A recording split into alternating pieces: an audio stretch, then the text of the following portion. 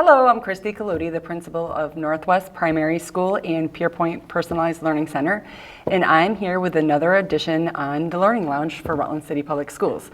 Today we have three folks with us from the central office, and we are going to be focusing on our budget and the process and what makes up a budget.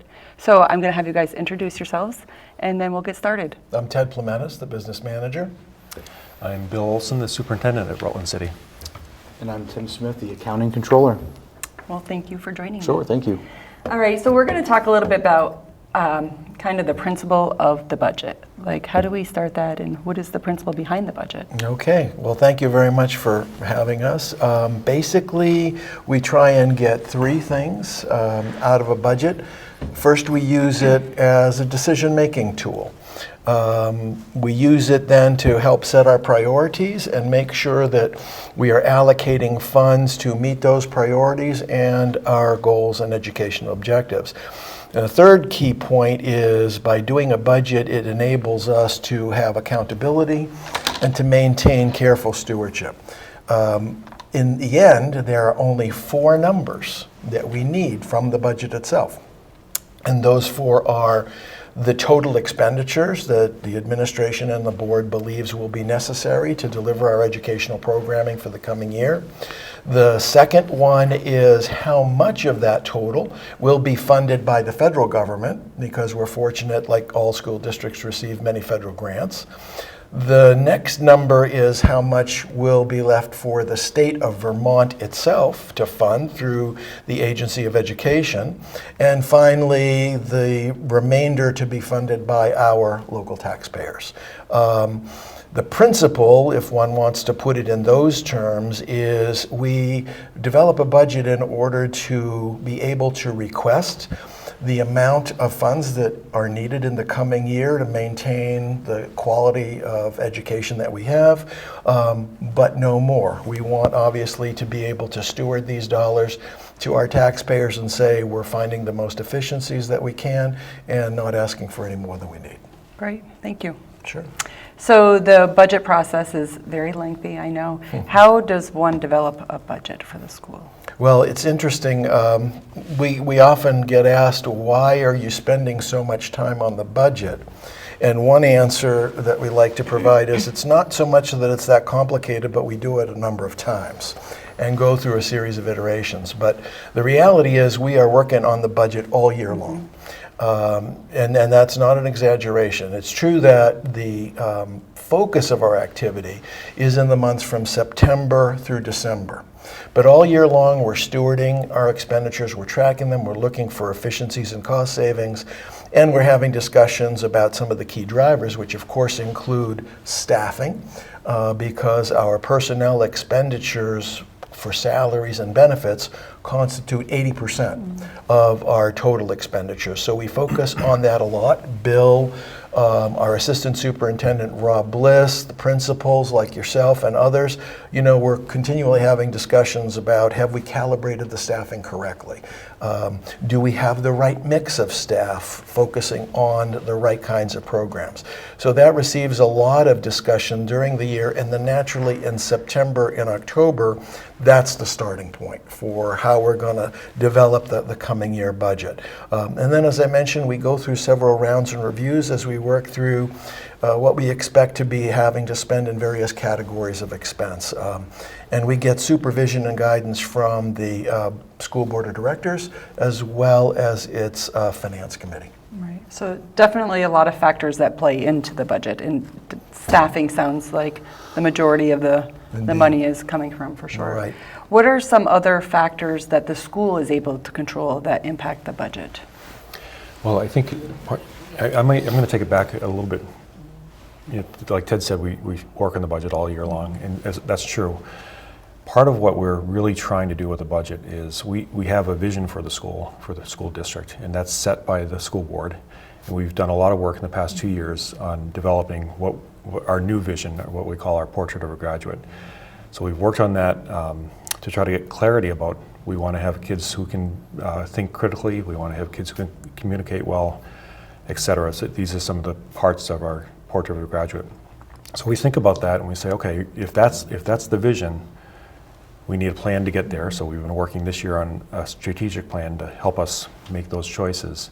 And then that's where the budget comes in every year. Every year we're saying, how are you spending money? How are you using resources to reach the goals of that vision, to reach the goals of Portrait of a Graduate?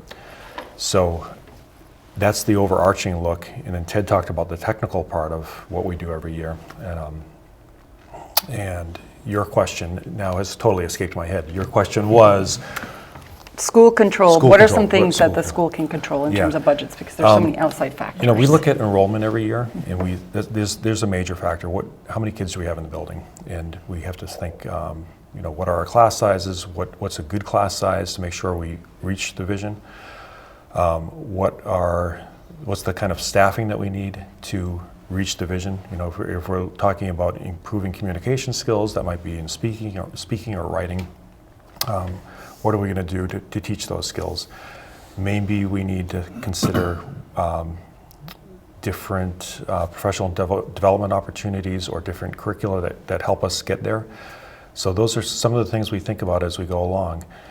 And if enrollment is increasing, we might need more resources to help reach our goals. If enrollment is decreasing, which it has around the state, we have to say, okay, where do we need to reduce a little bit because we don't want to be overstaffed. So I think Ted has said before, our staffing is about 80% of our budget. So that's the big factor we always consider. We have other things we have to think about that we can control, like do we need renovations in the buildings? Are there infrastructure needs? IT is a really big cost these days. You know, it wasn't so big 20 years ago or even 10 years ago, but a good school has to have a strong infrastructure for technology. So you have to make sure you're up to date on that. And simple things like, do you want to have a strong arts program? Do you want to have a strong activities and athletics program? Do you want to have good after-school opportunities for kids? Do you want to have, there's been a need since the pandemic for making sure kids are ready to go to school and in the right frame of mind. So mental health concerns have been an issue after the pandemic. So we might look to support that. So those are some of the various different things that we have to think about, and where do we apply resources to meet those needs. So based on the factors that we're able to control, where did our budget land this year? Just on the factors that we can control. Well, if you want to talk about outcomes, Yes. then a couple of the outcomes that I'd start our conversation with is actually what we completed or are completing in this current fiscal year of *24, which includes making some very significant upgrades, almost once in a generation upgrades to a lot of our infrastructure to ensure that we optimized our utilization of some special one-time federal grants that were made available post-COVID. You'll hear them referenced as ESSER grants. And we received many millions of these dollars, but the key was they had to be used within a certain period of time and meeting certain eligibility requirements.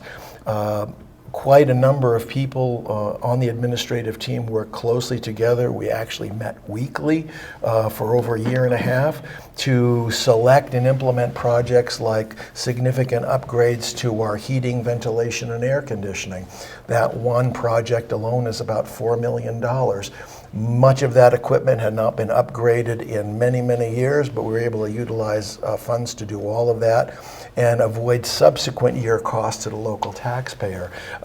Some people are aware of improvements that we made to flooring in many of the schools, which not only improves quality, believe it or not, air quality, but also improves the aesthetics and will indeed, in fact, reduce our future operating costs because they'll be easier to clean. So we did quite an array of projects utilizing these federal funds, and we kept our promise for this year looking forward to fiscal '25 when we went to taxpayers and said, you know, we want to spend these ESSER funds. They'll be focused on one-time projects. We're going to use them, be done with them, and by and large, that will not roll into higher costs going forward. And so our budget for 25 landed where we wanted it to, which was to be down about $10 million in total from $74 million that the voters approved for fiscal 24 to our proposal for $64 million this coming year. And that represents, if you exclude the special federal funding, that represents an increase of about 5%. Year to year in terms of our base spending, which, you know, we would prefer it to be zero. But in the current environment and given inflationary pressures, we feel pretty good about being able to manage our cost to a 5% increase while, and this is really important because it speaks to what Bill was talking about in terms of our educational programming, while keeping our projected staffing for next year level. We had gone through a period of a couple of years of reducing our staffing. We took advantage of natural attrition, retirements, resignations to selectively downsize and align with the declines in enrollment that had occurred, as Bill described. We've now reached a point where we think we have good alignment and balance. So we're seeking to keep those staffing levels at the same going forward into 25, which will then, of course, allow us to maintain student-to-teacher ratios and the quality of education. So those are outcomes that, you know, we're very satisfied with. If you look across the state, the Agency of Education estimates that statewide educational spending for the next year is expected to increase by more than 10%. On average. There are some estimates, and the numbers are still moving, of course. There are some estimates that indicate that the statewide average could be pushing even 15%. So we're satisfied that, you know, we've worked hard, we've achieved a responsible budget. The costs are up, but fortunately for Rutland City, not by as much as the increases that others are potentially looking at. And I do want to emphasize that that's not a function just of this year. That's a function of the fact that for many years in the past and going forward, we always try and develop budgets realizing that the decisions that we make today are going to impact the subsequent years. So it's not just one year's effort and results. The only other thing I could mention in terms of where the budget ended up is, and I'll just touch upon this briefly, we can always get into detail if it's of interest, but a lot of people are now hearing and reading about impacts of a statute passed in 22, which is called Act 127.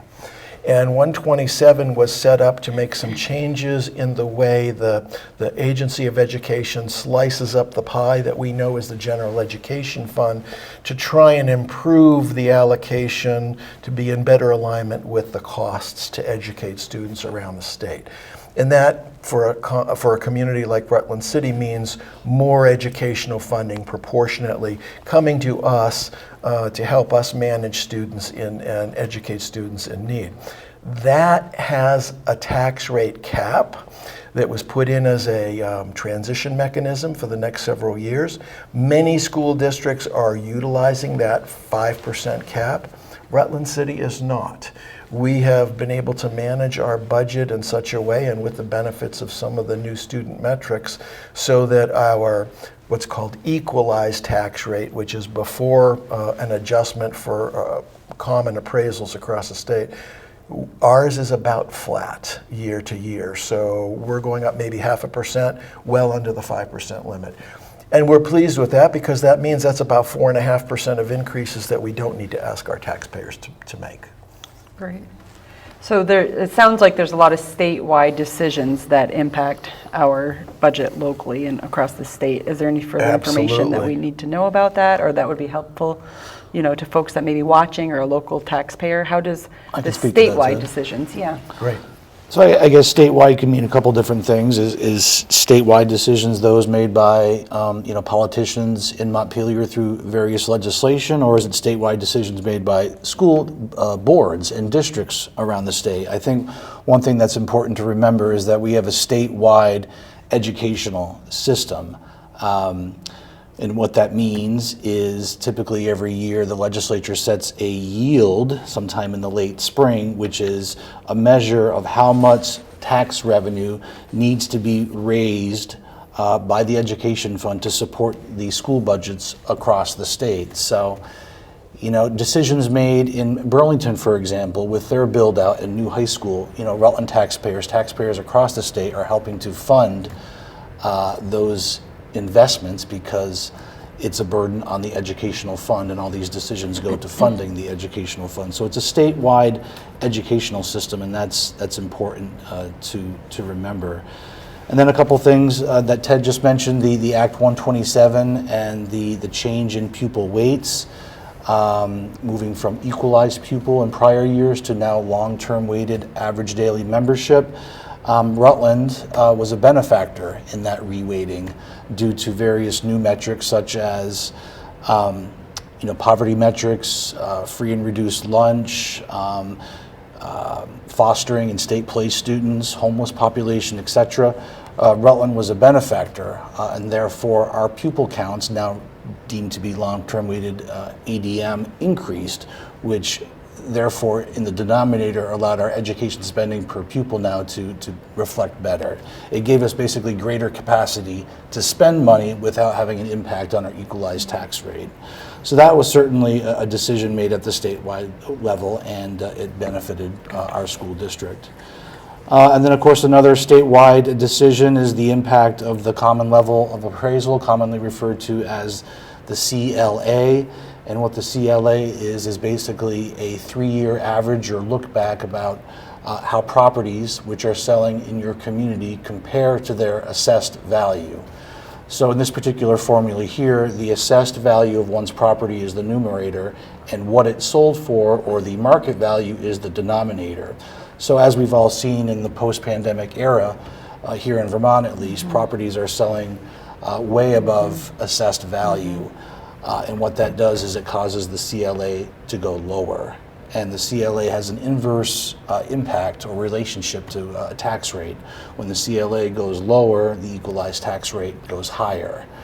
So it's a dynamic that's not unique to Rutland. It's happening all across the state where properties are selling above assessed value, and that's having an upward pressure on our equalized tax rates.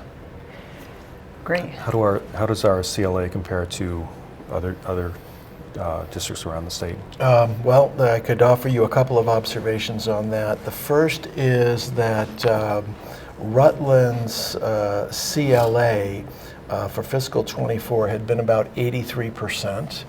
It's dropping by about 8 percentage points to close to 75%. Yep. On average, the CLA for the state of Vermont is also dropping by about 6 percentage points, I believe, maybe 8. So we're in that range. However, when you look at the distribution and not just take one average, you can see that for almost 50% of the towns and cities in Vermont, their CLAs are declining by 10 percentage points or more. And there are even some that are seeing declines of 15 to 20%. So, you know, we're sort of in the middle of the pack on that, and I don't recall offhand what the average Vermont CLA is, but again, Rutland City is pretty close to the average. What's interesting is, and it speaks to the point that Tim made earlier about increasing property values or, you know, market values, is even in a case like, I think it might be, it's either Burlington or South Burlington, but they were recently reappraised in 2021. And their CLA, even though they've got a recent reappraisal, has already dropped twice since then. And in the most recent year, for 25, their CLA is going down by 11 percentage points from the reappraisal. So it's a good news, bad news situation, right? Good news, apparently the real estate values are going up. Bad news, as Tim described, given the inverse relationship, their tax rate is going to be going up to reflect that. Rutland City, though, I will tell you, and fortunately we are, well, fortunately or unfortunately, we're on the schedule. The city assessor has arranged for the city's property to be reappraised. I believe that's expected to come in 2028 because there's a very large backlog for reappraisals. Sure. Our last reappraisal in this city was done in 2006. So we're more than past due. Yeah. Yeah, and just to touch on that too, I think there is statute in place where if a town's or a municipality's CLA is 15% greater, or a factor of 1.15, or 15% or lower, meaning 0.85 or less, it triggers an automatic reappraisal. The problem being there's not enough reappraisers in our state Yeah. to meet that demand in a timely fashion. So hence Rutland's scheduled for 2028, you said? Wow. So that's quite a few. And those new triggers that you just pointed out, Tim, when you look at the data, you find that now 2/3 of the towns and cities have triggered the mandatory reappraisal. Yeah. So everybody is in a very similar boat now. You can tell these guys work in the business office. Can you tell? They're very excited. Very excited about these so- numbers. yes. Yeah. And I'm boring everybody, but it's like, I love this stuff. I always learn so much every time you guys speak about it because it's not my, We like to follow expertise. the trends because one can learn from watching what others are doing or not doing, and we try and avoid their mistakes. So obviously, it's really important to have a stable budget.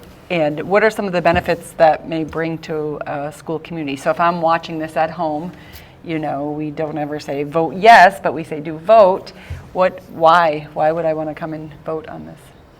Sure. I mean, I guess I'm a little bit younger than these two gentlemen here to my right. But, Lucky Whoa. man. Lucky man. I guess just That was intense. I think a stable and a sustainable school budget can certainly act as a big draw for our community, right? So if you're a young professional, if you're a young family, if you're an immigrant looking to relocate or find a new home to make your roots, and we have a good school system which provides great service and education for our students with a variety of needs, but yet at a sustainable cost, that's certainly a big draw for our community. And I think Rutland County and certainly Vermont as a whole could stand to benefit from more people moving here.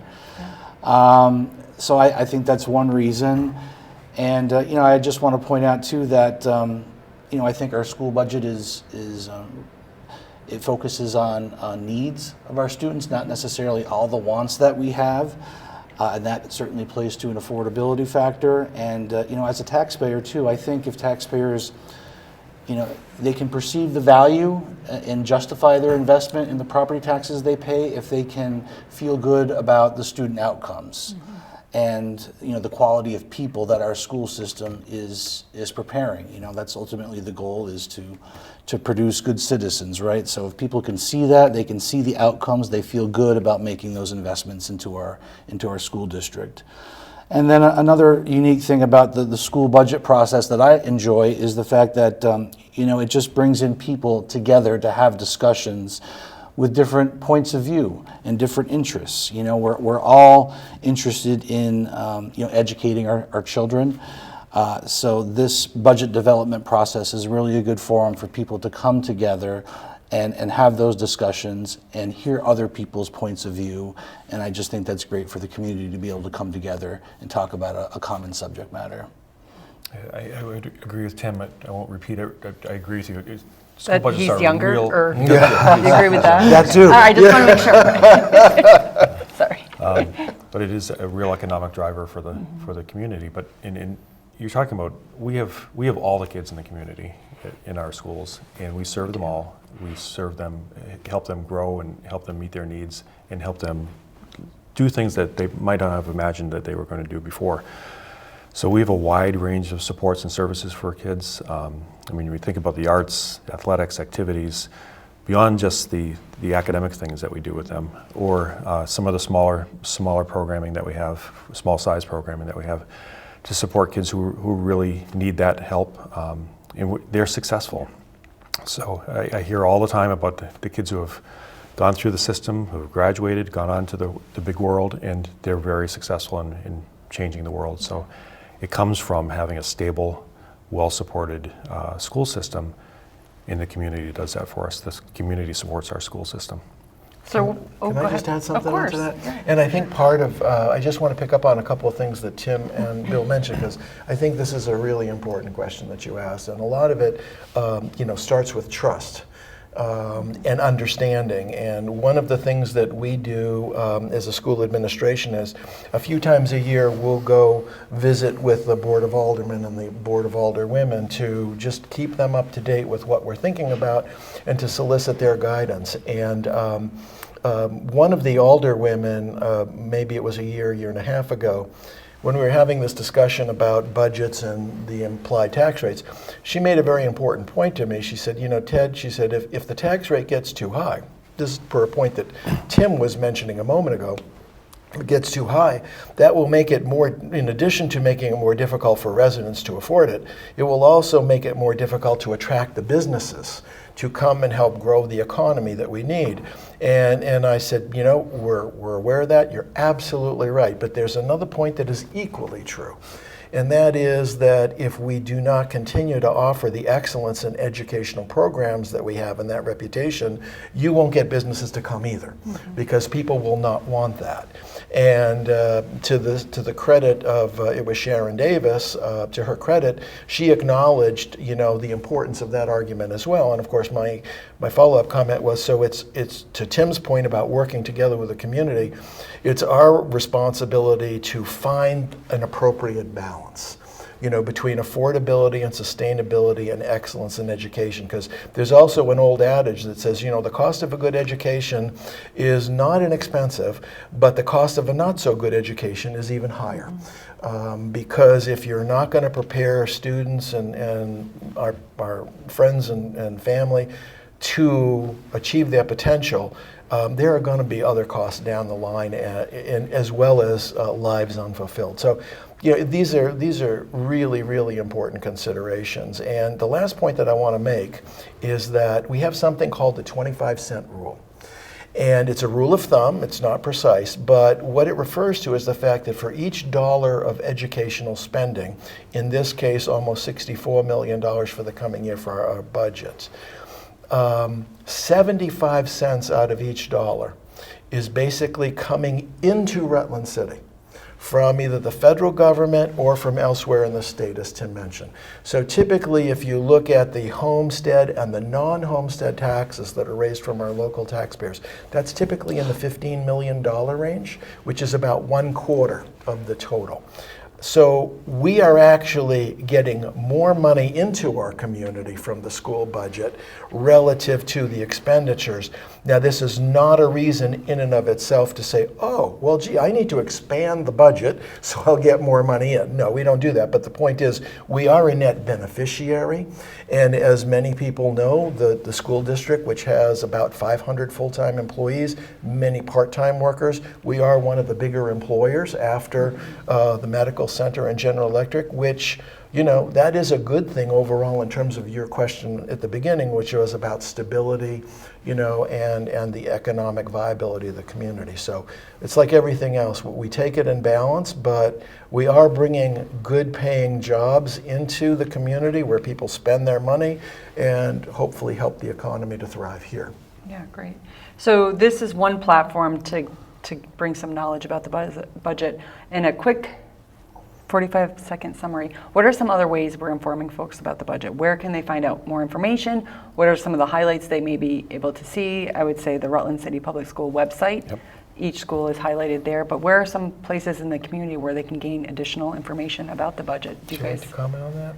Yeah, we're using Facebook as a way to send out information, a little information campaign.